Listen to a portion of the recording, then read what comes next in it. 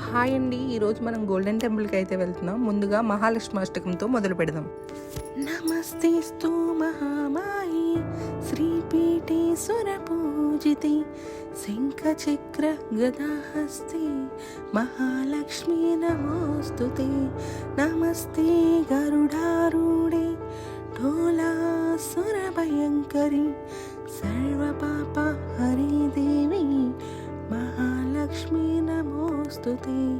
సర్వజ్ఞే సర్వవరదే సర్వదుష్ట భయంకరి సర్వదుఃఖ హరి దేవి మహాలక్ష్మీ నమోస్తుతే.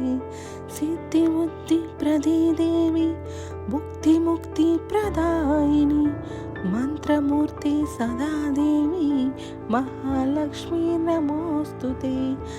ఆద్యంతరహితే దేవి ఆదిశక్తి మహేశ్వరి యోగజ్ఞే యోగ సంభూతి మహాలక్ష్మీ నమోస్తుతే.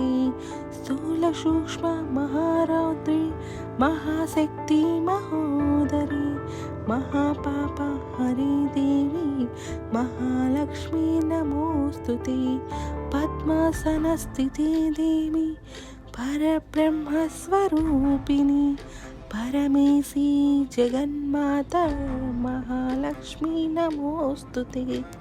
శ్వేతాంబరధరీ దేవి నానాలంకారభూషితే జగస్థితే జగన్మాత మహాలక్ష్మీ నమోస్తుతే. మహాలక్ష్మాష్టకం స్తోత్రం యః పఠేత్ భక్తిమాన్ నరః సర్వసిద్ధిమవాప్నోతి రాజ్యం ప్రాప్నోతి సర్వదా. ఏకకాలే పఠే నిత్యం మహాపాప వినాశనం ద్వికాలే పఠే నిత్యం ధనధాన్య సమన్వితః త్రికాలే పఠే నిత్యం మహాశత్రు వినాశనం. మహాలక్ష్మి భవే నిత్యం ప్రసన్న వరద శుభ.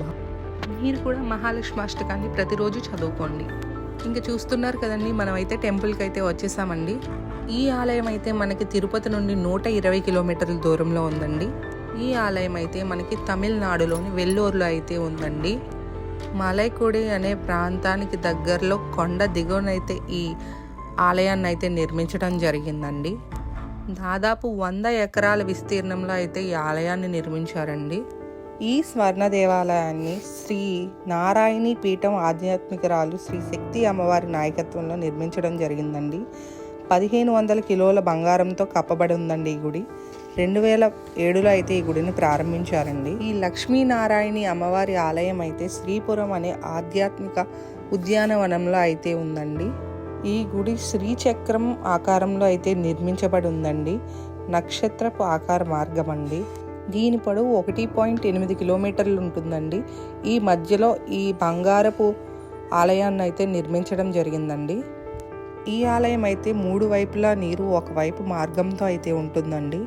70 కిలోల బరువున్న లక్ష్మీ అమ్మవారికి భక్తులు అభిషేకం చేసే విధంగా అయితే ఇక్కడ ఏర్పాటు చేయడం జరిగిందండి.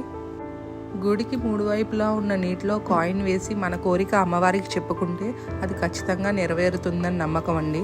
మీ దర్శనం అయిన వెంటనే బయట ఉన్న నందికి మొక్కి గుడి నుంచి వచ్చే నీటిని తలపైన చల్లుకుంటే మంచిదండి. చూసారు కదండి, స్వర్ణలక్ష్మి అమ్మవారి ఆలయం ఎంత అద్భుతంగా ఉందో. నైట్ టైం ఈ ఆలయాన్ని చూస్తే 2 కళ్ళు సరిపోవండి, అంత అద్భుతంగా ఉంటుంది. మీరు కూడా తప్పకుండా విజిట్ చేయండి.